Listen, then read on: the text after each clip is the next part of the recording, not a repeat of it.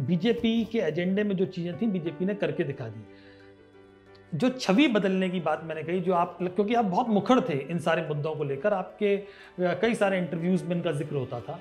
तो अब जब छवि बदली है, एक तरफ आपके मन में बीजेपी को लेकर थोड़ी सी कि वो काम करती है, जो कहती है वो करती है, और दूसरी तरफ कांग्रेस की एक कोटरी को लेकर आप नाराज़ भी हैं, नेतृत्व उन पर एक्शन नहीं ले रहा, उससे भी परेशान है। तो क्या ये इस बात के संकेत हैं कि आप बीजेपी में जाने की बात सोच रहे हैं?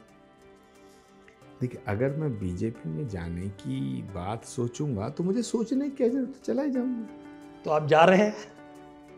अभी यहाँ बैठा हूँ, अभी तक तो नहीं गया।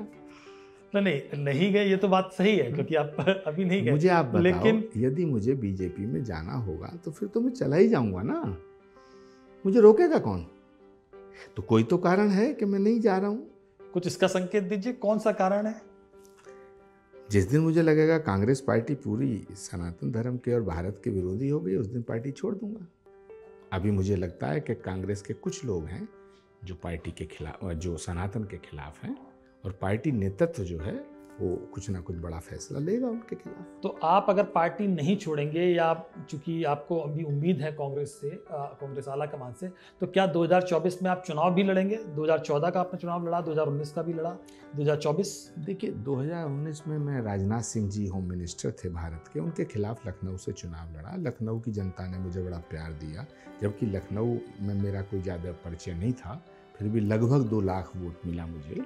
मैं उनका पूरे जीवन भर ऋणी रहूँगा, मैं उस कर्ज को उतार नहीं पाऊँगा। मैं लखनऊ वालों का आज भी आभार व्यक्त करता हूँ, और मैं कितना भी आभार व्यक्त करूँ, मैं उनके ऋण को नहीं उतार पाऊँगा। उन्होंने इतना प्यार दिया। लेकिन कल क्या होगा पीयूष जी, ये मैं आज नहीं बता सकता। मैं चुनाव लड़ूंगा, नहीं लड़ूंगा, सुनिए, कहाँ से लड़ूंगा, किस पार्टी से लड़ूंगा, क्या करूंगा, ये क्या कह सकते हैं? राजनीति संभावनाओं का खेल है। बिल्कुल, और भविष्य के गर्भ में क्या है, इसे कोई नहीं बता सकता। बिल्कुल, लेकिन लोकसभा का चुनाव जब हम बात कर रहे होते हैं, तो चूंकि अब 6 महीने से कम वक्त रह गया है, तो एक आपकी इच्छा भी है कि नहीं? मतलब एक तो है कि लड़ूंगा, नहीं लड़ूंगा, पार्टी टिकट भी देती है कई बार, अब तो अलायंस होगा, उनके भी कैंडिडेट होंगे।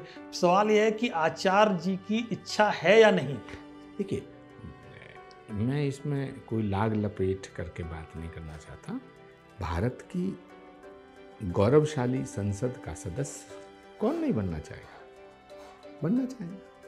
और मैं तो ये कह रहा हूँ, आपसे भी अगर आपको प्रस्ताव मिलेगा कि आप संसद के सदस्य बन जाइए, तो आप भी सोचेंगे कि हाँ, भी बनना चाहिए। नहीं, लेकिन मैं राज्यसभा का सदस्य बनना चाहूँगा, क्योंकि लोकसभा का चुनाव लड़ना, उसके लिए जो समर्थन चाहिए, जो पैसा चाहिए, जो धनबल चाहिए, जो पार्टी का सपोर्ट चाहिए, वो नहीं आम आदमी के पास है। आपका चूंकि एक फैन फॉलोइंग है, आपके भक्त हैं, आप चूंकि पार्टी में भी लंबे वक्त से हैं, तो आपको पार्टी अगर आदेश देगी तो आपके लिए आसान है किसी सीट से चुनाव लड़ना। लेकिन पहली बात तो यही थी जो मैंने आपसे पूछी, पहली बात कि आप लड़ना चाहते हैं कि नहीं। पहली बात, जब पार्टी मुझसे पूछेगी और कोई ऐसा प्रस्ताव देगी, then I will decide what to do.